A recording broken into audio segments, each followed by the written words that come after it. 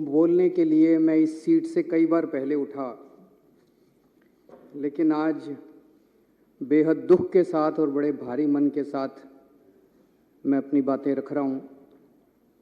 सबसे पहले तो मुझे इस बात का दुख है कि मेरे भारतीय जनता पार्टी के साथी अभी सदन में मौजूद नहीं है।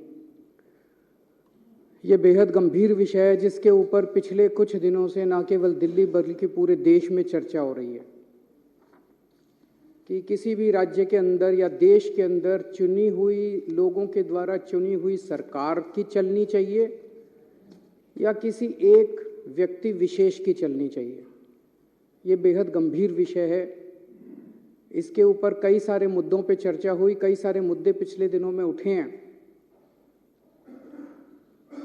इसके ऊपर मैं एलजी साहब के पास भी गया था मिलने के लिए 3-4 दिन पहले, और मेरी जो बातचीत एलजी साहब से हुई वो भी आज विस्तार से मैं इस सदन के सामने सभी एमएलएज के सामने रखना चाहूँगा। मेरी इच्छा थी कि बीजेपी के साथी भी यहाँ मौजूद होते और वो भी बात सुनते, ताकि इस चर्चा को एक कंस्ट्रक्टिव रूप दिया जा सकता। समय बड़ा बलवान होता है। कुछ भी परमानेंट नहीं है जिंदगी में। इस दुनिया में कुछ भी परमानेंट नहीं है। कोई अगर सोचे कि मेरी सरकार बन गई, अब जिंदगी पूरे मेरी सरकार रहेगी, ऐसा नहीं होने वाला। आज मेरी सरकार है, कल हमारी सरकार नहीं होगी। हमारी सरकार 5 साल है, 10 साल है, 15 साल है, 20 साल है, कभी ना कभी तो बदलेगी। आज उनकी सरकार है, परमानेंटली उनकी सरकार नहीं होगी। आज है, कल है, परसों है, अगले दिन बदलेगी।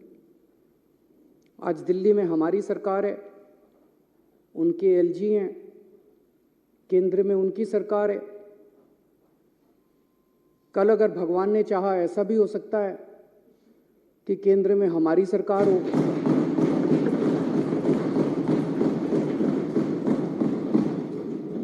दिल्ली में हमारे एलजी हों, और हो सकता है दिल्ली में हमारी हो, कांग्रेस की हो, बीजेपी की हो, किसी और की सरकार हो। हम ये सुनिश्चित करेंगे कि हमारा एलजी इस तरह से तंग नहीं करेगा उस टाइप का, जो भी सरकार होगी। हम चुनी हुई सरकार की इज्जत करते हैं, हम लोगों की इज्जत करते हैं, लोगों के मत की इज्जत करते हैं, लोगों के वोट की इज्जत करते हैं, जनतंत्र की इज्जत करते हैं, हम संविधान की इज्जत करते हैं। दिल्ली में 2 करोड़ लोग रहते हैं। मैंने हमेशा कहा है कि ये 2 करोड़ लोग एक परिवार हैं। हमने हमेशा इसको एक परिवार माना है। इस परिवार में लोगों के जब भी कोई सुख दुख होते हैं, हम हमेशा सुख दुख में काम आते हैं।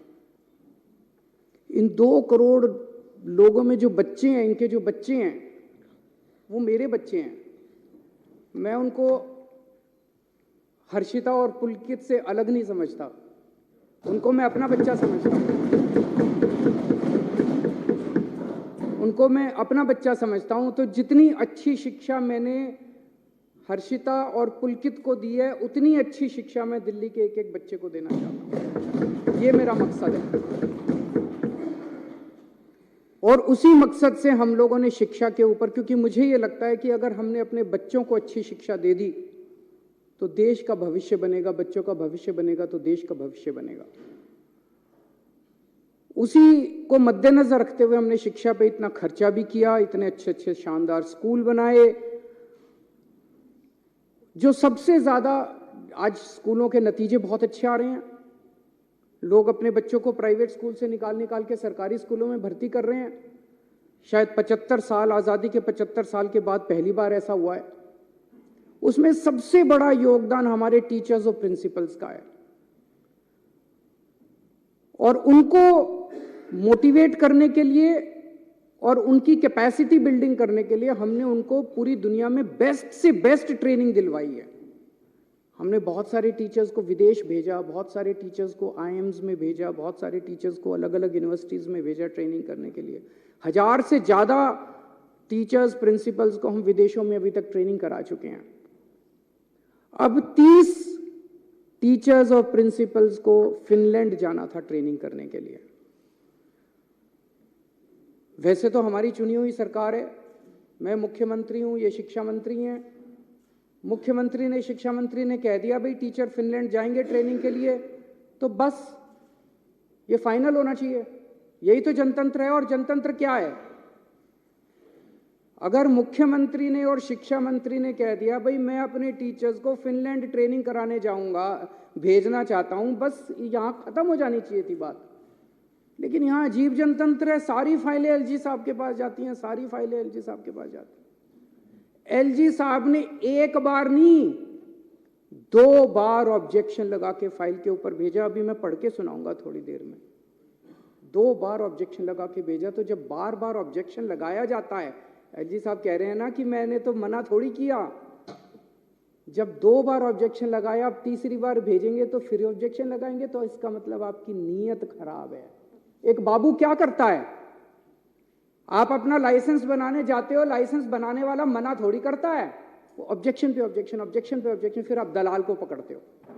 वो दलाल कहता है इतने पैसे दे दो, बाबू को अंदर पैसे दे दूंगा और वो अब फाइल क्लियर कर देगा।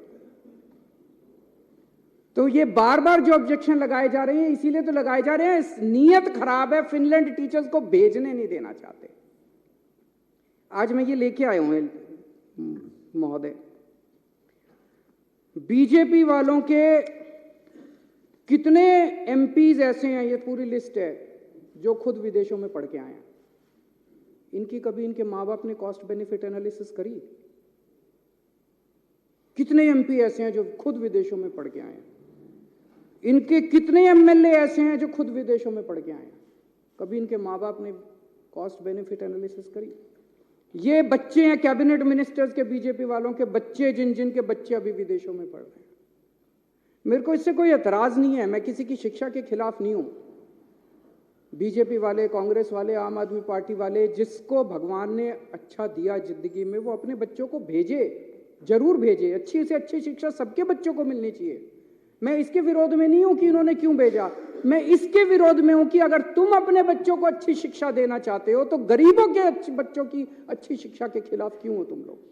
अगर हम अपने बच्चों को, गरीबों के बच्चों को अच्छी शिक्षा देना चाहते हैं, अपने बच्चों को अच्छी शिक्षा देना चाहते हैं, तो तुम रोकने वाले कौन होते हो? ये एक फ्यूडल माइंडसेट है। ये कई सौ साल पुराने जो हमारे देश में फ्यूडल माइंडसेट है ना, कि गरीबों को अच्छी शिक्षा, इस जात के लोगों को, उस जात के लोगों को अच्छी शिक्षा नहीं मिलनी चाहिए, गरीबों को अच्छी शिक्षा नहीं शिक्षा जो है इन ठेकेदारों की बपौती रहनी चाहिए। इसको तोड़ना है हम लोगों को। और ये एलजी साहब उसी माइंडसेट से आते हैं कि एलजी साहब के बच्चों को तो मिलनी चाहिए अच्छी शिक्षा, गरीबों के बच्चों को अच्छी शिक्षा नहीं मिलनी चाहिए। इस माइंडसेट को तोड़ना है अपने को, पूरे देश को तोड़ना है। आज़ादी मिल गई, लेकिन ये माइंडसेट अभी भी है कि गरीबों के, इस जात के, उस जात के बच्चों को अच्छी शिक्षा नहीं लेने देंगे। ये विदेश कैसे जा सकते हैं? पढ़ो, एलजी साहब ने लिखा है इंडिया में करा लो ट्रेनिंग। ये एलजी साहब की नोटिंग है, इंडिया में करा लो ट्रेनिंग। अरे क्यों करा ले इंडिया में ट्रेनिंग? हम कम हैं किसी से? गरीबों के बच्चे कम हैं किसी से? गरीबों के बच्चे हैं तो इंटेलिजेंट नहीं है क्या? क्यों करा ले? हम तो अपने बच्चों को फिनलैंड भेजेंगे। पूरी दुनिया में सबसे अच्छी शिक्षा फिनलैंड के अंदर मिलती है, सबसे अच्छी। ये सबको पता है, फिनलैंड पूरी दुनिया में शिक्षा में नंबर 1 है। और उसमें भी जो नंबर 1 यूनिवर्सिटी है उसमें भेज रहे हैं हम। पूरी दुनिया में जो नंबर 1 हम तो भेजेंगे सर। दिल्ली के लोगों का पैसा है, टैक्स का पैसा है दिल्ली के लोगों का, टैक्स के पैसे से, दिल्ली के टैक्स के पैसे से भेज रहे हैं। लोगों का पैसा, लोगों के बच्चे, अपने पैसे से लोग अपने बच्चों को ट्रेनिंग के लिए भेजते हैं।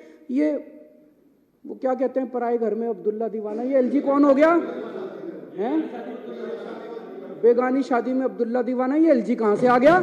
कौन है एलजी? कहां से आ गया एलजी? किस बात का एलजी? कौन एलजी? कौन लेफ्टिनेंट गवर्नर? हमारे सर पे बैठ गया आके लेफ्टिनेंट गवर्नर। अब वो तय करेंगे कि हम अपने बच्चों को कहां पढ़ाएंगे। ऐसी सामंतवादी सोच के लोगों ने आज हमारे देश को पीछे छोड़ा हुआ। मैं कई बार सोचता था 70 साल हो गए हमारे देश को, 75 साल हो गए हमारे देश को। इतना पिछड़ा कैसे रह गया, इतना अनपढ़ कैसे रह गया, इतना गरीब कैसे? इन लोगों ने जानबूझ के, इन लोगों ने देश को गरीब रखा है। इन लोगों ने हमारे बच्चों को पढ़ने नहीं दिया। ये तो सामने आ गया, नंगे हो गए ये लोग। इन लोगों ने हमारे बच्चों को, बड़ी मजे की बात है, एलजी साहब के पास पावर नहीं है ये करने की। एलजी साहब के पास पावर नहीं है ये करने की। मैं भी आपको दिखाता हूं। सुप्रीम कोर्ट ने साफ साफ कहा है कि भाई 3 चीजें हैं, एक है पुलिस, पब्लिक ऑर्डर और लैंड। इन तीनों चीजों को छोड़ के एलजी साहब के पास कोई भी निर्णय लेने का अधिकार नहीं है। ये सुप्रीम कोर्ट का ऑर्डर है। 2018 4 जुलाई 2018 को ये ऑर्डर पास किया था सुप्रीम कोर्ट ने। सुप्रीम कोर्ट तो देश की सर्वोच्च अदालत है, वो तो सबको माननी पड़ती है ना। इसमें से मैं पढ़ के सुनाता हूं। इसमें लिखा हुआ है पैरा 284। अब तो सबको रट गया होगा पैरा भी, कल 3 दिन से मैं बोल रहा हूं। 284.17 पैरा, इसमें लिखा है the lieutenant governor has not been entrusted with any independent decision making power. इसकी हिंदी क्या हुई? लेफ्टिनेंट गवर्नर, दिल्ली के लेफ्टिनेंट गवर्नर को स्वतंत्र रूप से कोई भी निर्णय लेने का अधिकार नहीं है, ये सुप्रीम कोर्ट कह रहा है। सुप्रीम कोर्ट को पता था एक बार लिखने से नहीं मानेगा एलजी, उन्होंने 2 बार लिखा। उन्होंने फिर पैराग्राफ नंबर 475.20 में लिखा there is no independent authority vested in lieutenant governor to take decisions. अब इससे फालतू बेचारा सुप्रीम कोर्ट भी क्या करेगा? सुप्रीम कोर्ट ने साफ साफ लिखा भी एलजी साहब के पास डिसीजन लेने की पावर नहीं है। मैं जब एलजी साहब से मिलने गया अभी 3 दिन पहले, तो मैंने ये पढ़ के सुनाया उनको। मैंने कहा सर सुप्रीम कोर्ट ये कह रहा है। कहते हैं हाँ सुप्रीम कोर्ट की अपनी राय हो सकती है। सर अध्यक्ष महोदय, इसके बाद मेरे पास कुछ कहने को नहीं बचा था। इतने बड़े संवैधानिक पोजीशन के ऊपर बैठा हुआ व्यक्ति अगर ये कहता है कि सुप्रीम कोर्ट का ऑर्डर सुप्रीम कोर्ट की राय हो सकती है, मैंने कहा सर आप जो ये कह रहे हैं ना, ये सुप्रीम कोर्ट का कंटेम्प्ट है।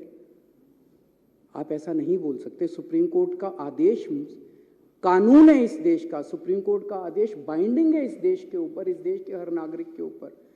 बोले नहीं, मैं बोले संविधान में लिखा है कि एलजी एडमिनिस्ट्रेटर है। एडमिनिस्ट्रेटर का मतलब शासक होता है, तो मेरे पास सुप्रीम पावर्स है, मैं कुछ भी कर सकता हूं। इसके बाद में क्या कहता, फिर उन्होंने कहा कि मैंने मना थोड़ी किया है। मैंने कहा जी 2 बार आपने वापस भेज दी फाइल, 2 बार आपने लिखा। क्या लिखा? पहली बार लिखते हैं मुझे ये बताया जाए कि क्या डीओपीटी की गाइडलाइंस का पालन किया गया। ये जिस यूनिवर्सिटी में भेज रहे हो, इस यूनिवर्सिटी ने और कौन कौन से कार्यक्रम कराए, इससे क्या ऑब्जेक्टिव हासिल होगा। अरे मैं मुख्यमंत्री हूं, मैंने देख लिया यार सारा। मैंने एलजी साहब को बोला, मैंने कहा सर आप मेरे हेडमास्टर थोड़ी हो, इतने तो मैं स्कूल में पढ़ाई में बहुत अच्छा था, फर्स्ट आया करता था क्लास में थ्रू आउट। पहली क्लास से लेके 12वीं क्लास तक फर्स्ट आया, यूनिवर्सिटी टॉपर था, कुरुक्षेत्र यूनिवर्सिटी में टॉप किया था मैंने, पहले 6th पोजीशन थी मेरी।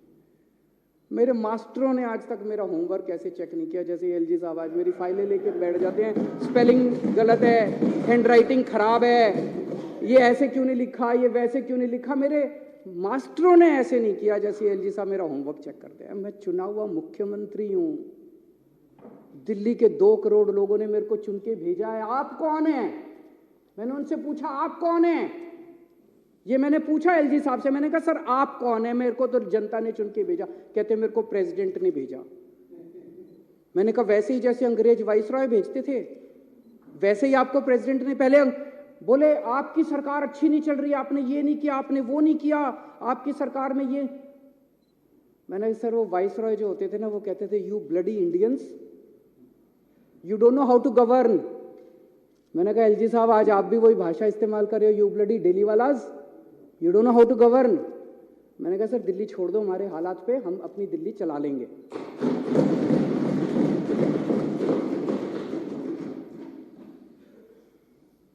कहते हैं कॉस्ट बेनिफिट एनालिसिस कराओ।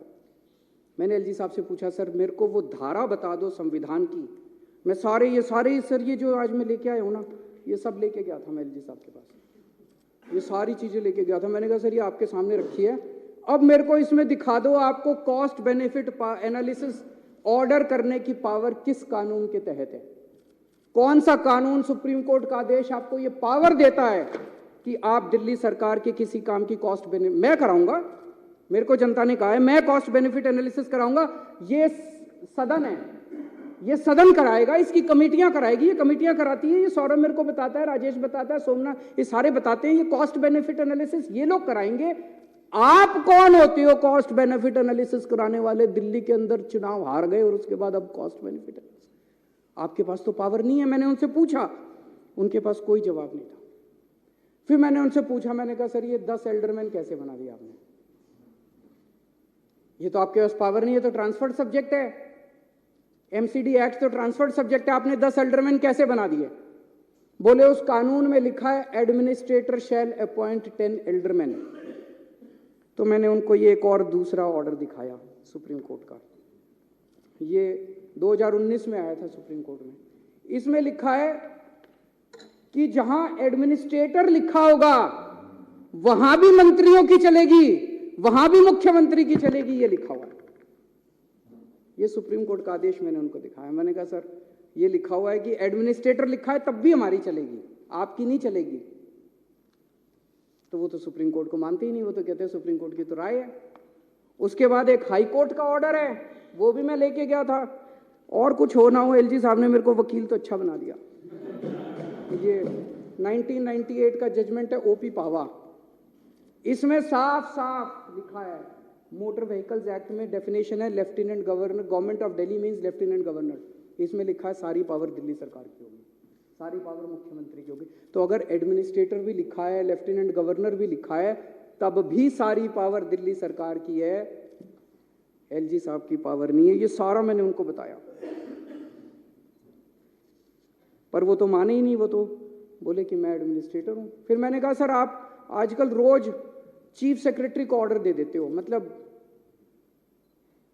रोज सवेरे उठते हैं, अपना लेटर हेड मंगाते हैं, लेटर हेड में लिखते हैं चीफ सेक्रेटरी इसको यहाँ का चेयरमैन बना दो, और चीफ सेक्रेटरी को भेज देते हैं, चीफ सेक्रेटरी लागू करा देता है। हम मुंह बाके देखते हैं, हम तो क्या हो गया, ये टीवी में चल रहा है, अखबार में आ गया, इसको लिख देते हैं, ये इसको एल्डरमैन बना दो, इसको यहाँ का ये बना दो, इसको। ये चल क्या रहा है? मैंने एलजी साहब से पूछा, मैंने कि चीफ सेक्रेटरी को सीधे ऑर्डर कैसे देते हो? मुख्यमंत्री, मंत्री, इनके थ्रू फाइलें क्यों नहीं जाती? सीधे चीफ सेक्रेटरी को ऑर्डर दे देते हो आप किसी भी सब्जेक्ट के ऊपर। बोले मैं शासक हूं, मैं एडमिनिस्ट्रेटर हूं, मैं कोई भी ऑर्डर दे सकता हूं, किसी को भी ऑर्डर दे सकता हूं। ना तो वो संविधान मानने को तैयार हैं और ना वो सुप्रीम कोर्ट के ऑर्डर मानने को तैयार है। मैंने उनसे पूछा, मैंने कहा सर ये योगा क्यों बंद करा दिया? मोहल्ला क्लिनिक के अंदर चुनाव के, एमसीडी चुनाव के नतीजे 7 तारीख को आए थे, उसके 2 महीने पहले से सारे डॉक्टरों की तनख्वाह बंद करा दी, सारे मोहल्ला क्लिनिक के रेंट बंद करा दिए, सारे मोहल्ला क्लिनिक की बिजली बंद करा दी, बिजली के बिल पेमेंट बंद करा दी, सारे टेस्ट बंद करा दिए। मैंने कहा सर ये क्यों करा दिया? दिल्ली जल बोर्ड की 3 महीने से सारी पेमेंट बंद। बड़ी मजे की बात है कि 7 तारीख को नतीजे, 8 तारीख को मोहल्ला क्लिनिक की सारी पेमेंट हो गई। तो नीयत खराब थी। जल बोर्ड की सारी पेमेंट्स बंद करा दी। हमारे जो वाटर ट्रीटमेंट प्लांट बन रहे थे उनकी कंस्ट्रक्शन रुक गई, जो सीवेज ट्रीटमेंट प्लांट बन रहे थे उनकी कंस्ट्रक्शन रुक गई। डीटीसी के अंदर महिलाओं की सुरक्षा के लिए जो बस मार्शल हमने लगा रखे हैं उनकी तनख्वाह 3 महीने से बंद करा दी। मैंने सर बोला, मैंने कहा सर सारे अफसर दबी जुबान में कह रहे हैं कि एलजी के ऑर्डर थे कि या तो ये सारी पेमेंट बंद करो, आम आदमी पार्टी की सरकार को बदनाम करो, केजरीवाल को बदनाम करो, नहीं तो तुमको धमकी दी सारे अफसरों को कि मैं सस्पेंड कर दूं। कहते मैंने ऐसा नहीं किया। मैंने कहा सर अगर आपने ऐसा नहीं किया, ये तो मेरी वजह से 104 सीट आई हैं, तो इसका मतलब जानबूझ के सारी पेमेंटें रुकवाई थी। बोले अब देखना तुम्हारी 7 की 7 सीट लोकसभा में बीजेपी की आएंगी और अगली बार तुमको मैं चुनाव नहीं जीतने दूंगा विधानसभा का। एलजी साहब मुख्यमंत्री को खुलेआम धमकी देते हैं कि अगला विधानसभा, वो यहाँ पे लेफ्टिनेंट गवर्नर दिल्ली को चलाने थोड़ी आए हैं, दिल्ली को ठप करके केजरीवाल को और आम आदमी पार्टी को बदनाम करने आए। हम राजनीति करने नहीं आए सर, हम यहाँ राजनीति करने नहीं आए, हम लोगों की सेवा करने आए हैं। चुनाव जीते ना जीते हैं, राजनीति लगी रहती है, चुनाव आते जाते रहते हैं। देश जरूरी है, लोग जरूरी है, लोगों की जिंदगी जरूरी है। लोगों को इतनी प्रताड़ना करके, लोगों के मोहल्ला क्लिनिक बंद करा के, लोगों के पानी बंद करा के, लोगों की बिजली बंद करा के अगर आप चुनाव जीतना चाहते हो, चुनाव आपको मुबारक। हम लोगों की सेवा करेंगे। हम आपकी तरह नहीं गिर सकते, हम आपकी तरह इतनी गंदी हरकतें नहीं कर सकते। एक प्रश्न ये उठता है कि अगर चुनी हुई सरकार की कोई पावर ही नहीं है तो इस देश की आजादी की लड़ाई क्यों लड़ी थी? हमारे लोगों ने इसलिए थोड़ी लड़ी थी कि एक वाइसरॉय जाएगा और एक लेफ्टिनेंट गवर्नर आके बैठ जाएगा, इसलिए तो आजादी की लड़ाई नहीं लड़ी थी। तो अध्यक्ष महोदय, अपने देश की आजादी को बरकरार, हम तो सारे आंदोलन से निकले हुए लोग हैं, आजादी को बरकरार रखने के लिए, जनतंत्र को मजबूत करने के लिए, संविधान को मजबूत करने के लिए हमें जो भी कुर्बानी देनी पड़ेगी हम सारे मिलकर वो कुर्बानी देंगे। लेकिन जनतंत्र को और देश की आज़ादी को इस तरह से हम खराब बिल्कुल नहीं होने देंगे। ये जो सौरव का प्रस्ताव है, मैं इस प्रस्ताव का पूरी तरह से समर्थन करता हूँ।